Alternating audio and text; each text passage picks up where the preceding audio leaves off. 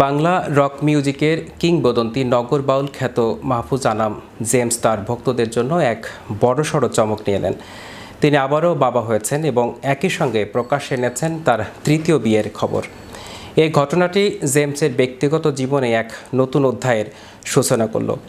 বিস্তারিত থাকছে ডেস্ক রিপোর্টে।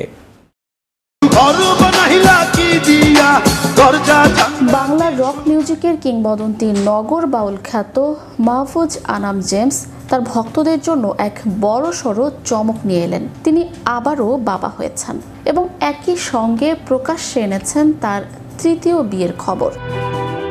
গত বছরেই তিনি বাংলাদেশি বংশোদ্ভূত মার্কিন নাগরিক নামিয়া আমিনকে বিয়ে করেছিলেন, আর চলতি বছরের জুন মাসেই এই দম্পতির কোল আলো করে এসেছে এক পুত্র সন্তান। এই ঘটনাটি জেমসের ব্যক্তিগত জীবনে এক নতুন অধ্যায়ের সূচনা করল, যা তার অগণিত ভক্তের মধ্যে ব্যাপক আগ্রহ ও উচ্ছ্বাসের জন্ম দিয়েছে।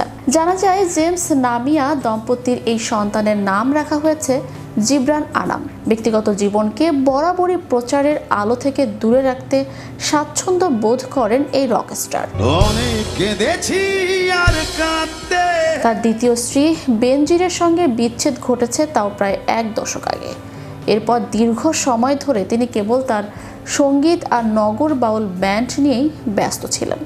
তবে এই নীরবতার মধ্যেই তার জীবনে আসে নামিয়া আমিন। 2023 সালের জুনে যুক্তরাষ্ট্রে এক অনুষ্ঠানে নামিয়ার সঙ্গে জেমসের প্রথম পরিচয় হয়। সেই পরিচয় থেকে বন্ধুত্ব এবং পরবর্তীকালে তা প্রেমে গড়ায়।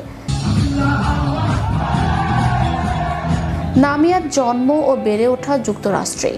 তিনি সেখানে স্বনামধন্য জন জে কলেজ থেকে ক্রিমিনাল জাস্টিসে স্নাতক সম্পন্ন করেছেন।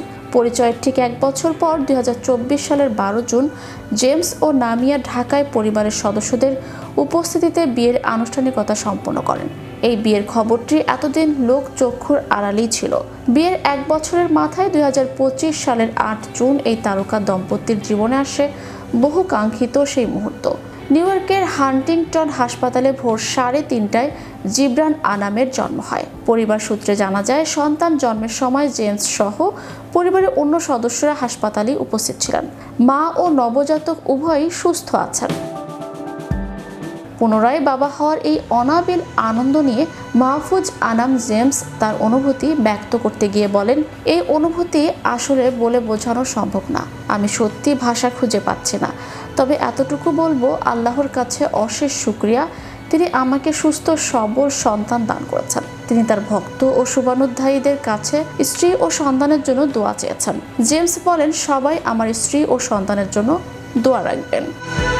ম্যাজিক বাংলা টিভি, বিনোদন ডেস্ক।